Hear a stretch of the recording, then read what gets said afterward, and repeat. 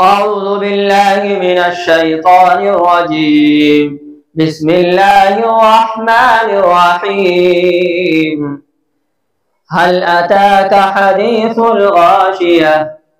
وجوه يومئذ خاشعة عاملة ناصبة تصلى نارا حامية تسقى من عين آنية ليس لهم طعام إلا من ضريع لا يسمن ولا يغني من جوع وجوه يومئذ ناعمة لسعيها راضية في جنة عالية لا تسمع فيها لاغية فيها عين جارية فيها سرر مرفوعة وأكواب موضوعة ونمارق مصفوفة وزرابي مبثوثة أفلا ينظرون إلى الإبل كيف خلقت